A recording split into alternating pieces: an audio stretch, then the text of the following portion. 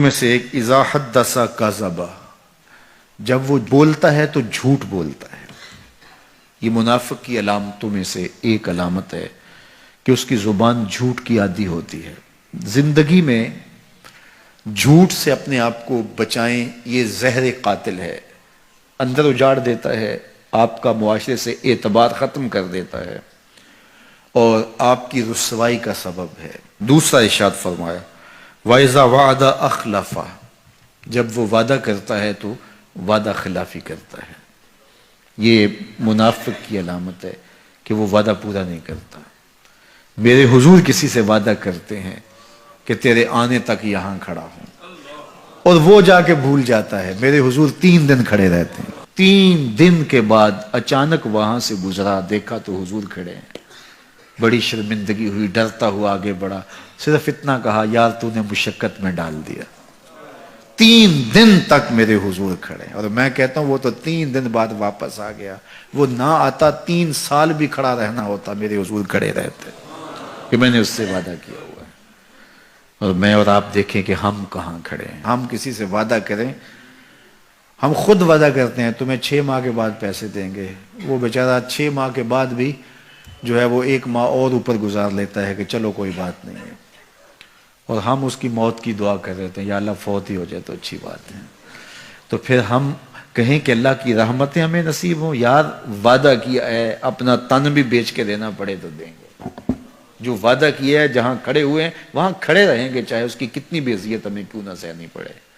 جب وعدہ کیا ہے تو پھر اس کو پورا کرو۔ تیسری بات میرے حضور نے ارشاد فرمائی وَإِذَا اؤْتُمِنَ خَانَ، جب اس کے پاس امانت رکھی جائے تو خیانت کرے۔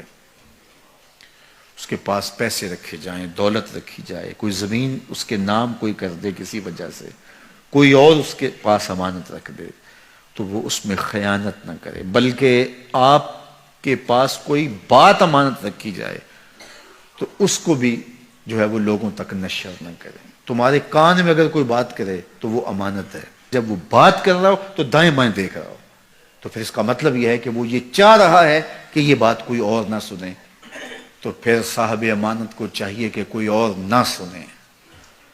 یہ امانت ہے اور اس امانت کو پورا کیا جائے۔ اور چوتھی علامت یہ ارشاد فرمائی منافق جب کسی سے لڑ پڑتا ہے تو گالیاں دیتا ہے۔ ہمارے دین نے ہمیں گالی دینے سے روکا ہے۔ اپنی زبان کی پاکیزگی اور اپنی زبان کی طہارت کا سامان کیجیے۔ آپ کسی بھی حالت میں ہوں، آپ کے اوپر کوئی کتنی بھی زیادتی کر رہا ہو، آپ کو کوئی تھپڑ بھی مار رہا ہو، تو آپ اس کا مقابلہ ضرور کریں، لیکن آپ کی زبان گندی نہیں ہونی چاہیے۔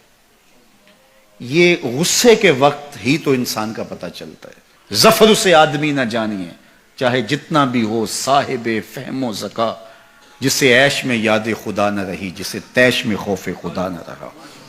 عیش کی زندگی ہو یا تیش کی زندگی، خوشی کا مرحلہ ہو یا مرحلہ غم ہو، آپ دیکھو نارمل زندگی کے اندر تو آپ معتدل ہوں گے ہی ہوں گے، لیکن جب آپ کا بیلنس خراب ہوتا ہے خوشیوں کے وفور کی وجہ سے، اس وقت پتہ چلے گا۔ یہ ہے انسان کا امتحان، یہ ہے انسان کی آزمائش۔